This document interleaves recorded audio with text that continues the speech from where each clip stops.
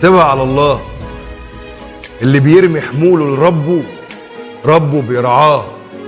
هو القادر واللي في ايده يسهل لك حالك ويعينك. افتكره في عز ما تبقى سعيد، وافتكره كمان معقولة البني آدم من غير ربه هيعيش مكسور. هو اللي بيخلق في الضلمة تفاصيل النور. اطلب منه أقل الأشياء واشكره يديلك كيف ما تشاء، وتوكل على رب الدنيا وروح له هترجع راضي ومجبور. أبسط تفاصيل يومك دايما خليها على الله وادعي له. زعلان من حاجة ولو سهلة ارفع له ايديك واجري احكيله. الدعاء بيقرب ويخلي في عمار موصول في جلال الله. من فوض أمره لرب الناس الحاجة اللي طلبها تجيله. السلام عليكم ورحمة الله. ازيكم حبايبي؟ عاملين ايه؟ يا رب كلكم تكونوا بخير وفي أتم صحة وأحسن حال، اللهم آمين. راجع لكم النهاردة بروتين جديد إن شاء الله يعجبكم جدا، وكمان هتستفادوا منه قوي وهتاخدوا منه أفكار بإذن الله هتفيدكم جدا. قبل أي حاجة عايزة أشكركم بجد على تفاعلكم معايا على آخر فيديو، على كلامكم الجميل، وبشكر كل الناس الجديدة اللي اشتركت معايا ونورتني في القناة. ربنا يا رب يديمكم نعمة في حياتي، وإن شاء الله كده بيكم ومعاكم هنكبر بإذن الله. عايزاكي بقى تحطي لي لايك للفيديو، ولو لسه اول مره تشوفيني ومش مشتركه معايا في القناه نوريني باشتراكك من كلمه اشتراك تحت الفيديو، وكمان فعلي الجرس على الكل علشان تشوفيني على طول. نبدا بسم الله ونشوف الروتين بتاعنا، وما ننساش ندعي لاخواتنا في فلسطين ان ربنا ينصرهم ويثبتهم ويرحم امواتنا واموات المسلمين. اللهم ارحم امي واموات المسلمين يا رب العالمين. عملت ايه بقى في يومي النهارده؟ اول حاجه عملت فطار بسيط كده زي ما شفت، كوبايه شاي، وكان عندي بيتزا كده اخدت قطعتين وفطرت الحمد لله. دخلت بقى المطبخ علشان احضر الغدا، وكنت هنا بوريكم الخضار اللي انا طلبته. جبت كيلو ونص كده من البطاطس بسعر 30 جنيه. المفروض انها للتحمير، لسه بقى هنجربها مع بعض النهارده ان شاء الله. جبت كمان 2 كيلو طماطم. كان الكيلو تقريبا ب7.5. الطماطم يا بنات سعرها نزل شوية عن الأيام اللي فاتت. جبت ال2 كيلو ب15 جنيه. جبت كمان 2 كيلو خيار من سعر 10 جنيه للكيلو. عايزة اقول لكم الخضار بيكون حلو قوي في الشتاء، وبيكون طازة كده، ويعني بيكون شكله جميل. جبت كمان بصل. جبت كيلو ونص من البصل من سعر 35 جنيه تقريبا كده سعر الكيلو، ب23 جنيه. جبت كمان يعني منه الحجم الوسط والحجم الكبير، على أساس بقى الكبير للطبيخ والصغير للشوربة وكده. جبت كمان ليمون ب10 جنيه. سعره حلو قوي يا بنات، ومناسب كمان في الفترة دي لو هتعملي منه مثلا مخلل، أو هتفرزي منه كمية في الفريزر وكده.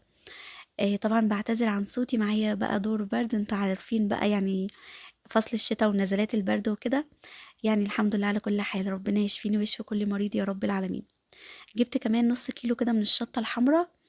بحب كده احط منها على الاكل مع التوم وكده. محبتش اكتر منها علشان عندي هريسة الشطة اللي كنت عاملاها معاكم قبل كده، موجودة عندي منها لسه كمية حلوة.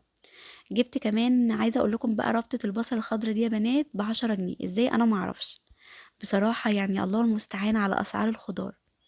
وبس كده، بس انا قلت يعني ايه لازم كده نجيب ربطة بصل النهاردة، عشان طبعا الغدا بتاعنا النهاردة هيكون رنجة وبطاطس محمرة. دي بقى كانت مشتريات الخضار بتاعتي النهاردة. كنت محتاجة كده برضو زيت من السوبر ماركت. بعت بنتي كده نزلت جابته، جابت لي ازازة الزيت دي. ما كانش عندي زيت خالص، ولا زيت تموين، ولا زيت آلية، ولا زيت طبيخ، ولا زيت اي حاجة. بعتها كده، جابت الازازة دي، وجابت لنا كمان الرنجة اللي هنعملها غدا النهاردة. ازازة الزيت دي كانت عاملة 125 جنيه. انا اول مرة اجربها، بس بصراحة هي حلوة جدا وريحتها حلوة. جبت كمان، جابت لي كمان كيلو الا ربع كده من الرنجة، او اقل شوية يعني حاجة بسيطة، بس هما حجمهم حلو قوي. كان سعر الاتنين 65 جنيه. ودي علبة تونة برضو كده موجودة معانا النهاردة. لو يعني حد تردد على الاكل ولا حاجة مثلا مع بطاطس محمرة وكده تبقى موجودة. وانا قلت لها هاتي علبتين، بس هي نست وجابت علبة واحدة. جبت كمان طبق السمنة البقري ده. بصراحة كنت مجرباها قبل كده من نفس المكان وعجبتني جدا. سعر النص كيلو كان ب75 جنيه.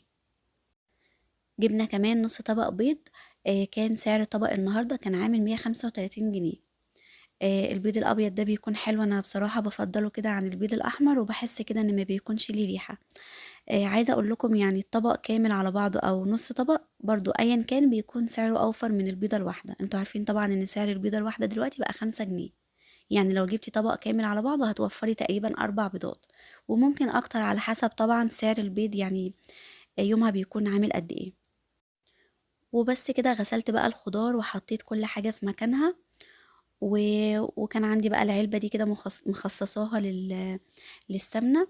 عايزة اقول لكم هنا كنت بوريكم ان السمنة البقري ما شاء الله في فصل الشتاء بتكون حلوة قوي. لونها اصفر كده ومرملة وجميلة. يعني ممكن تخزني منها لرمضان من دلوقتي هتكون حلوة جدا معاكي. دخلت بقى البلكونة، كان عندي شوية غسيل كده من بالليل، حبيت انشرهم كده والشمس كانت حلوة قوي، وقلت كده لحد اخر اليوم يكونوا نشفوا. علشان كان عندي لسه غسيل حطيته برضو في الغسالة كده، قلت اغسله جنب مني كده لحد ما اخلص الغدا، يكون بقى اللي على الحبل يعني خلاص نشف، الم الغسيل اللي موجود وانشر التاني. الغدا بتاعنا النهارده بقى يا بنات سهل ولذيذ جدا. حضرت البصل وحضرت الطماطم وقطعت الفلفل، وكمان كده كنت منضفه الرنجة معايا ومقطعاها، وكل حاجه زي ما انتوا شايفين كده جاهزه معايا. ما حبيتش طبعا يعني احضر معاكم الحاجات البسيطه دي علشان وقت الفيديو ما تحسوش بملل. بصوا انا بقى من عشاق الرنجة خصوصا بقى في فصل الشتاء، بعملها بطريقة حلوة قوي قوي بجد. يعني لو جربتوها ان شاء الله هتدمنوها بنفس الطريقة. بكون محضرة كل حاجة كده حواليا زي ما انتم شايفين. واول حاجة بقى بعصر عليها ليمونتين تلاتة كده بالشكل ده. طبعا بعد ما بكون بقى يعني مقشراها ومنضفاها وكل حاجة، بحط الليمون وبنزل عليه بقى بشوية زيت. بيديها كده طعم تاني خالص بقى الليمون مع الزيت قبل ما تضيفي عليها التوابل.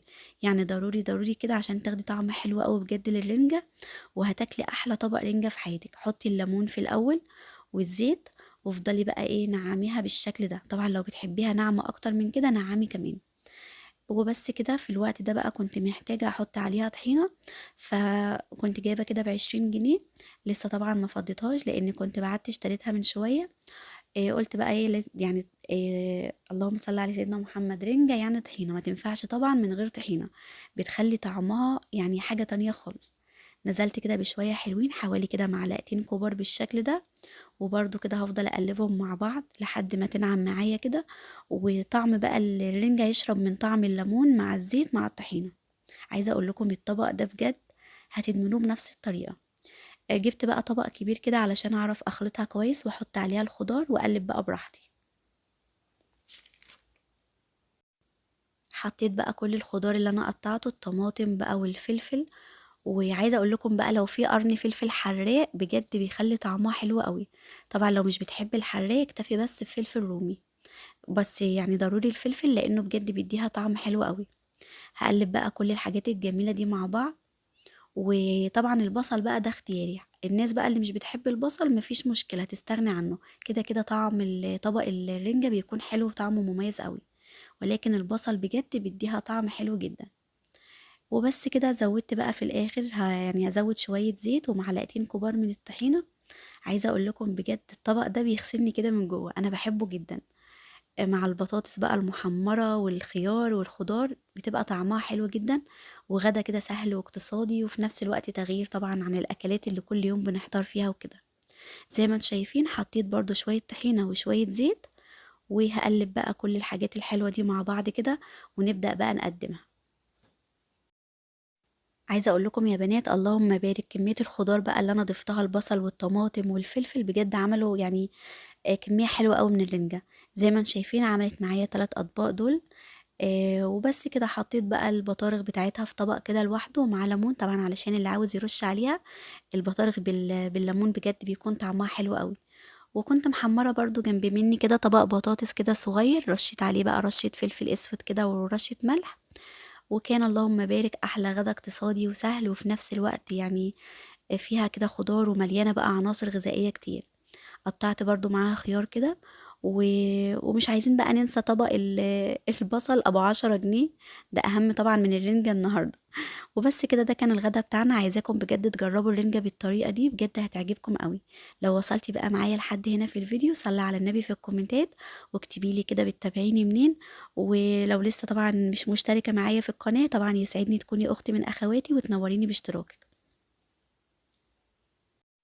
وبس كده خلصنا الغدا بتاعنا الحمد لله، اللهم ديمها علينا نعمة يا رب واحفظها من الزوال. انتوا بقى عارفين ان اليوم اللي بعمل فيه غدا اقتصادي او بناكل اكل بالعيش، طبعا قايله لكم قبل كده ان انا لازم اعمل اي حاجة حلوة. هنعمل مع بعض النهاردة ايه؟ هنعمل حاجة حلوة من غير اي تكاليف، يعني تعتبر كده من البيت، يعني حاجة بجد هتعجبكم قوي. بصوا بقى العيش الفينو ده اللي بيتبقى كل يوم كده لما بعمل السندوتشات بتاعت بناتي. طبعا يعني اوقات مثلا بيغيبوا من المدرسة بيكون في عيش زيادة، انا مش برميه يا بنات، انا بحطه في كيس وبحتفظ بيه كده جوه التلاجة. بصراحة بستخدمه في حاجات كتير حلوة قوي. اول حاجة كده قطعته بالمقص كده لقطع صغيرة بالشكل ده، يعني بحاول اخليه حلقات صغيرة، ولا كبيرة قوي ولا صغيرة قوي. هقطع بقى الكمية كلها و... وهحطها في الفرن تتحمص. بصي لو مش حابة تحطيها في الفرن ممكن مثلا تبيتيها في الشمس، تحطيها قصدي يوم كامل كده في البلكونة على سور البلكونة، هتتحمص معاكي وهتبقى مقرمشة وجميلة. وطبعا انا علشان مستعجلة وعايزة اعمل معاكم حاجة حلوة دخلتها كده الفرن على الصاجة اللي في النص لحد ما اخد معايا لون بسيط كده، وفي نفس الوقت بقى مقرمش معايا وجميل. جبت بقى طبق غويط او بولة غويطة بالشكل ده، وحطيت بقى فيها كل كمية العيش المتحمص بالشكل ده، طبعا علشان لما يعني اضيف عليها بقية المكونات اقدر اقلبها بسهولة. بصوا بقى هنا كان عندي زبيب على سوداني على جوز الهند موجودين عندي في التلاجة كده بقالهم فترة. قلت بقى اعزز الطعم كده واخليه كمان غني وفيه عناصر كتير غذائية. يعني ما تربطيش نفسك بأي مكسرات، لا اي حاجة موجودة عندك في البيت او في التلاجة حطيها. وزعت كده شوية حلوين، ومعايا بقى هنا كده نص كيلو من الحليب. هدوب فيهم بقى كده 4 معالق كبار كده من السكر، طبعا يعني على حسب بقى السكر اللي بتحبيه، لو حسيتي ان انتي محتاجة اكتر ممكن تضيفي معلقة، ولكن انا كمية السكر دي حلوة قوي على كمية العيش اللي استخدمتها النهاردة. هقلب بقى السكر مع الحليب وهنزل بقى بكمية الحليب كلها على العيش. عايزة اقول لكم يعني طعمها بجد قريب جدا جدا من طعم ام علي، ولكن بقى دي ام علي التقليد بس بدون اي تكاليف. شايفين بحاجة سهلة وبسيطة خالص هنعمل لولادنا حاجة حلوة. عايزة اقول لكم يا بنات الحاجة بجد غالية جدا ومكلفة جدا. احنا بقى نعمل في البيت، يعني اي حاجة موجودة عندنا في البيت نشغلها في حاجة بقى بسيطة كده وتكون في نفس الوقت حلوة ومشبعة وبجد تعجب ولادنا جدا. عايزة اعزز الطعم اكتر حطيت هنا معلقتين 3 كده كبار من القشطة. طبعا القشطة دي اللي انا يعني بجمعها من وش اللبن او الحليب. بغلي الحليب وبحطه في التلاجة وتاني يوم بيعمل القشطة اللي على الوش دي. باخدها كده بقى بجمعها في علبة وبستخدم منها بقى في كل حاجة. عايزة اقول لكم بجد بتعزز الطعم جدا، ويعني هتودي بقى طعم وشكل الطبق ده في حتة تانية خالص. جبت بقى كده البولات البايركس بتاعتي كده اللي بتدخل في الفرن علشان بقى نعمل احلى طبق ام علي سخن حلو جدا يدفينا كده في جو البرد، وبجد ولادنا هيفرحوا بيه قوي. طبعا يعني حطيت بقى الكمية كلها وهدخلها الفرن بقى كده تاخد وش حوالي كده يعني 10 دقايق مش اكتر من كده، بحيث بقى يكون وشها مقرمش كده وجميل. نفس طبق ام علي اللي بناكله في المطاعم بالظبط او في الكافيهات، ولكن عملناه في البيت يعني من غير اي مكونات. يعني كل الحكاية شوية حليب، طبعا عندنا السكر في البيت، عندنا العيش في البيت، القشطة طبعا بنجمعها من وش اللبن. بصوا شكلها بقى عامل ازاي، بجد اللهم بارك حلوة قوي. مش قادرة اوصف لكم بجد ريحة بقى القشطة مع الحليب مع الزبيب كانت عاملة ازاي. اتمنى بجد تجربوا الطبق ده. ما ترموش بقى العيش الفينو اللي بيتبقى من ولادكم في المدرسة، لا دخلوه بقى في اي حاجة حلوة كده في البيت. زي ما قلنا الحاجات غالية، نستفيد طبعا من اي حاجة بتتبقى في البيت، مش وقت خالص ان احنا نرمي اي حاجة خصوصا في الاسعار اللي احنا فيها. يا رب يكون الفيديو بتاعي النهاردة والروتين عجبكم وتكونوا استفدتوا لو بحاجة بسيطة. عايزة اقول لكم كمان ان شاء الله هنعمل وصفات تانية احلى واحلى ببواقي العيش الفينو. يعني لو عندك كمية كده من العيش الفينو بقى يعني جمعيها وحطيها في التلاجة واستنيني بقى في الفيديوهات الجاية ان شاء الله. ده كان الروتين بتاعي النهاردة. يا رب يكون عجبكم واستفدتوا منه لو بحاجة بسيطة. متنسوش بقى تشجعوني باللايك لانه بيفرق جدا في الفيديو، كلامكم طبعا الحلو اللي بيفرحني جدا. ولو لسه مشتركتوش في القناة يسعدني طبعا تشتركي في القناة وتكوني اختي من اخواتي. اقول لكم هتوحشوني جدا واشوفكم على خير، مع السلامة.